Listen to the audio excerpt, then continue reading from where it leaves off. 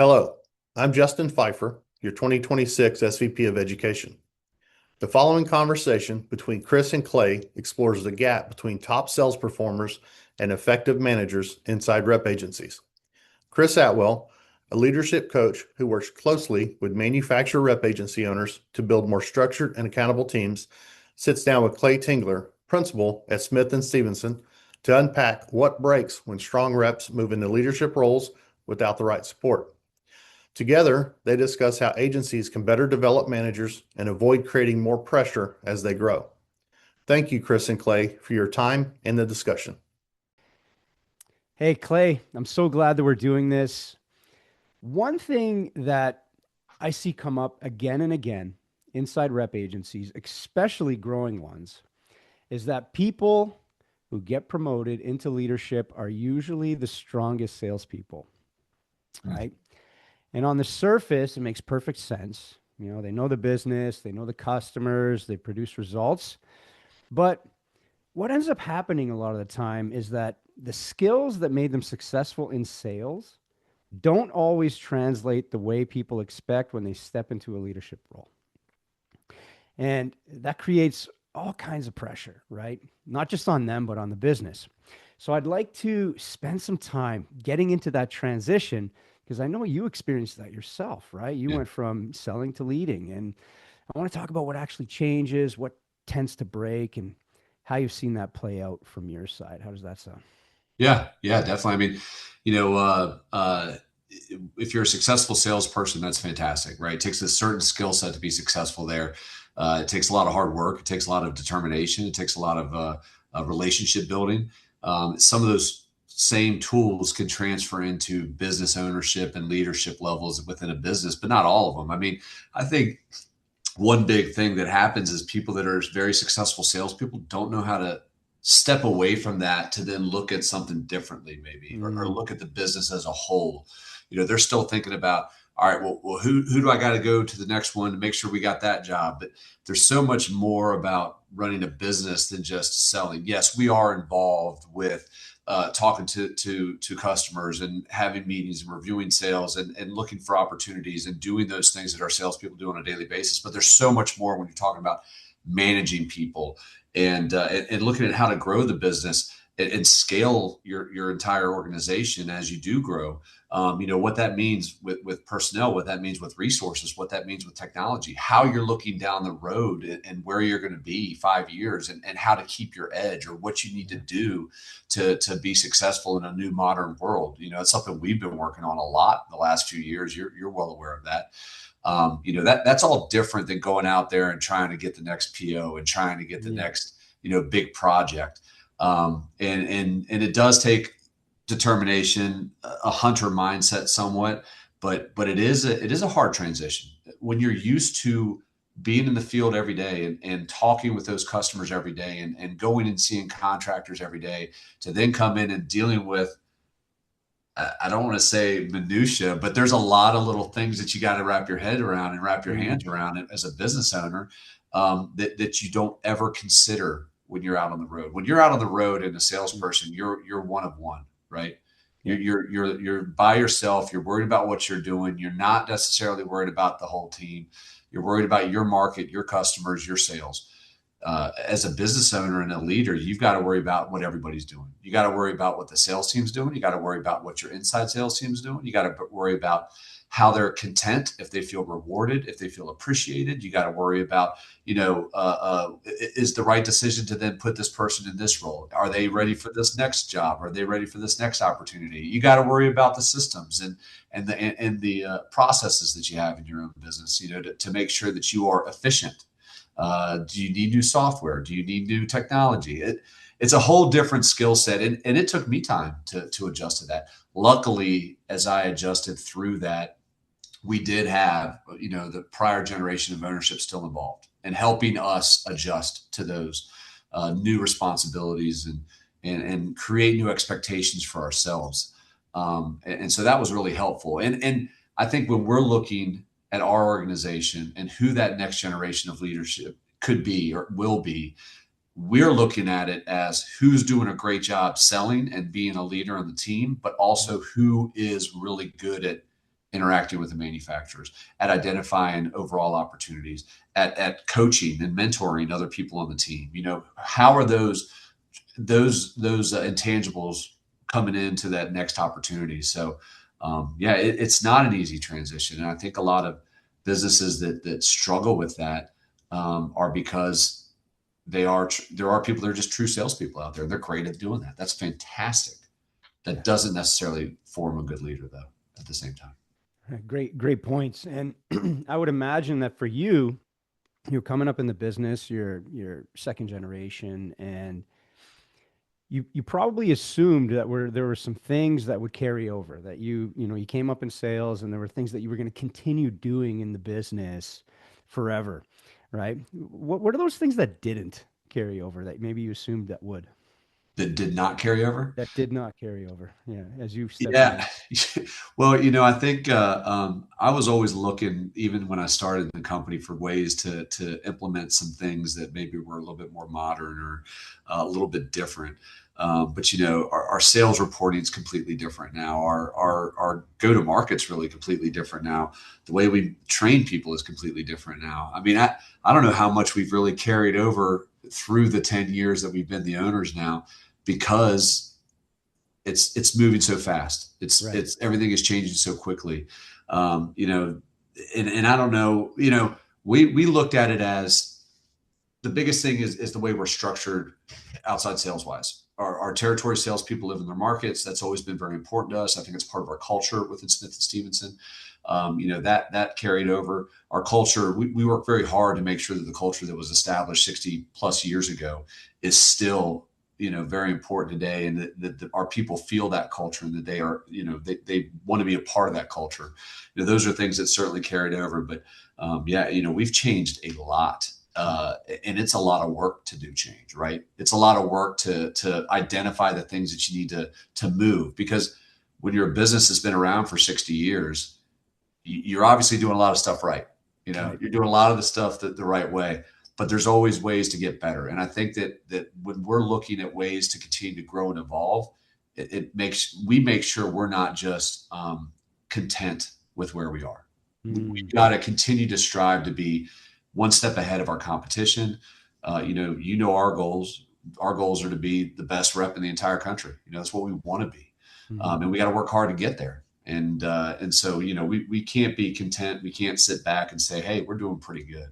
Moment you do that, complacency sets in, you're in trouble. So, and I don't think that we've ever had complacency. I don't think that the previous generation of ownership had complacency, but I think that they got kind of set in their ways, and we had those ways, and now we're looking at new ways to do things, to create efficiencies, to create value with our employees, to create value with our company, and to really stay ahead of where everybody else is. Yeah. Yeah, very interesting, because, as you took over the business, there were probably things that you thought, naturally these would carry over, but you very quickly saw, hey, there's an evolution to this stuff, and you took off with that running. I want to stay on the topic of promoting internally, and I know you've done some promotions internally. Yep. We're moving people into leadership roles. When you look at employees stepping into leadership roles now, where do you see them struggle the most? Is it mindset? Is it communication? Is it accountability? Where do you see them struggle the most? I actually think a lot of times, if we're putting somebody into more of a leadership role, two things: still hanging on to their old role a little bit too much, especially as an inside sales manager. We see them still wanting to be on the phone, still wanting to be emailing every day and having an inside sales role. They need to be doing part of that. They really need to be focusing on mentoring, growing, training the team. And so, and they do a good job of that, but I think that's a hard transition. It's just like, the salesperson going into a leadership role. You're so used to your daily, process, that it's really hard then to just engage with a new one or let go of that current one. I also think sometimes we see people trying to do almost a little too much, right? There's great opportunities for people to add value to this company, but I think sometimes not really focusing on a task at a time, starting to try to say, all right, I can do all these things, and trying to attack too much at one time means nothing gets attacked the right way. And I think that's another thing that, you really got to compartmentalize what you can do at any given time to be effective and to add value to to our company or to a company, and then attack the next project, right? Do it really well, attack the next one. Don't get so spread out that all of a sudden you're becoming less of a resource to the people that you're supposed to be supporting. And so we've had some of those conversations, but it's all in good intent too, which is a great thing, right? The intent is fantastic. And people really care. They really want to be a part of this company. They really want to help the company grow and add value, which is fantastic. We got a great team. But those are a couple of the things that I'd say, are easy traps to fall into. Yeah, yeah, and I mean, it's as you said, it's they show up with passion. They're excited. They're learning as they're going, and perhaps things start to break down a little bit, and they're just wrapping their head around why. Priority management being one of Yeah, them, right? You're trying to do way too many things, and they still think that they should be selling and being, on the ground and in the nitty gritty. And uh, you quickly learn, I think, with the right mentorship that you can't do everything, and you got to be focused on the people. Yeah, very cool. yeah, yeah, no doubt. What do you think? You've got your own agency, but you also know people in the industry, right? Sure. And what do you think most agencies miss when they promote from within? Like they're promoting somebody. What are they missing? What are they not putting in place? What Yeah. should be happening maybe that usually isn't? I think a lot of it is, you know, not having a good plan in place and what that promotion becomes, not Yeah. having a foresight into how long it takes, how truly difficult it is to get the right people in the right place for the next level of ownership, the next generation of ownership. Our manufacturers, every manufacturer, I'm sure, certainly ours, always harp on succession planning. It is Right. so important to our manufacturers, and understandably so. If your agency falls apart at any time, their business is greatly affected. So we've seen agencies that are longtime agencies that have been let go from manufacturers because they didn't have a succession plan. And that's a Mm. shame, right? You can't get to 5 years from retirement and say, all right, I got to start thinking about this, right? I'm 46. We're thinking about it, right? I'm not close to retirement. We know what those next steps are already, whether they're verbalized or not. We keep a lot close to the vest until we need to start having those transitions happen. But we know what this looks like for the next generation of people that can step into those roles, and then we need to mentor them and make sure they're going to be successful. But I think that that's the biggest thing is the lack of planning and the lack of Mm. importance that some agencies or wholesalers, manufacturers sometimes put on succession planning. It's the most important part of your business. We don't work as hard as we work and put as much of our lives into these companies, um, to watch them fall apart because of the lack of planning. And it's a shame when that does happen, and it does happen. I've been here 20 years. My father before me worked for almost probably about 35 years.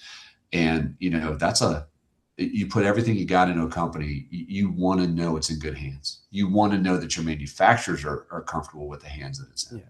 And I think that's it's so important to have that plan and to take the time long term to plan for effective succession. Yeah, there's definitely a miss there on occasion, and maybe frequently. I also see when you're promoting individuals into new roles, leadership roles, right? A disconnect because when you're onboarding a new employee at a new outside salesperson, there's also always a great onboarding plan. You're talking about plans, right? And it's like you got a great onboarding plan for that new hire, but when we're promoting within, that person has been with you for 3, 5, 10 years, and you're giving them a leadership role. Oftentimes, that onboarding plan is missing at the second level, right? So Yeah. planning really, really important, and it's a simple miss. We assume that because they've worked here, they get it. They understand the ropes. We'll throw them in that role, and they're going to be successful. But it goes way deeper than that. Yeah, Yeah. a for hundred percent. sure. So, kind of to elaborate a little bit more on where you're headed, you've got this partner in your business, Bo. How are you and Bo thinking about developing managers differently now? right? You're growing your business. You're looking to be the best agency in the country. What are you putting in place that you didn't have before when it comes to developing managers? Yeah, I mean, I think, it's when we're looking at that and who becomes effective at the next level, Mm-hmm. it's not just about sales, right? It's not just who the best salesperson is. It's not just about who the best, inside salesperson manager is, or, we don't have a lot of levels of this company currently, but, we're looking at people that are thinking outside the box, that are thinking about the company, when they're making some of these decisions, that are looking past just how it's impacting their subset of business within Smith and Stevenson. We've got people that have certainly put a lot of effort and time into this company and years into this company, and are great at what they do. But they probably don't want to deal with managing people. Right. They probably don't want to deal with 40 people on a daily basis that they've got to take care of, as far as not just make sure that they're successful financially, but that they're successful mentally as well.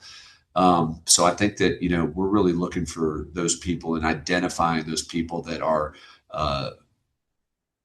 thinking the way that our manufacturers expect us to think as business owners, and not just salespeople and trying to get the next order. All of that's important. All of that makes us successful. But there is a thought process of level-headedness, when to apply pressure, when to back off, when to make a concession, when to play hardball. All of that goes into the conversations that we have on a daily basis. And those are different conversations that we're having, even when we're having those conversations with our customers. Our conversations, Bo and mine's conversation with the management teams at our wholesalers, is totally different than the conversations that our outside salespeople have. And we tell them all the time, we can have those conversations, y'all can't. Because we know how to do it. We know how to have that respectful conversation that might be, at odds, or how to handle somebody that's really pissed off about something. Right. They can come and we can take that, right? We can process that. And when we find guys that understand that I look at those same situations the same way, you kind of start saying, all right, he's got that potential, or she's got that potential to look past just, they're mad because I didn't get them, I got to make them happy. Like, it's not always about that. So I think we look at things differently. Especially now that we're leaders, and than our salespeople do. And I, it's apparent even when we're having those conversations about situations with our outside sales team and our inside sales team is, all right, well, have you thought about this? And a lot of times they haven't, because they just aren't thinking about it in the same way. Not that they're doing a bad job. We got a great team. We got fantastic people, but I think it's a different point of view a lot of times that not everybody has. Not everybody can get there, Yeah. Yeah. Intentionally recognizing, what I'm hearing is intentionally recognizing a lot of different skill sets and behaviors that are outside of top performance. Yeah. Where, and getting feedback from your customers as well on how they're behaving in the field, so that you can put them in, I call it a leadership bench, some sort of pipeline of, these are potential managers, because they handle these situations differently than a sales guy would, who's looking for the PO, who's trying to please all the time, right? Yeah. So, which, that's not a bad thing. We need people like that, right? Absolutely. Yeah. All right. If if you were to speak to another agency owner and they're about to promote one of their top reps into a leadership role, what would you tell them that they need to get right from the start? Expectations. I think that's probably the most important thing. You've got to set specific expectations from the start of what this new role is and what it isn't. And what their focus needs to be.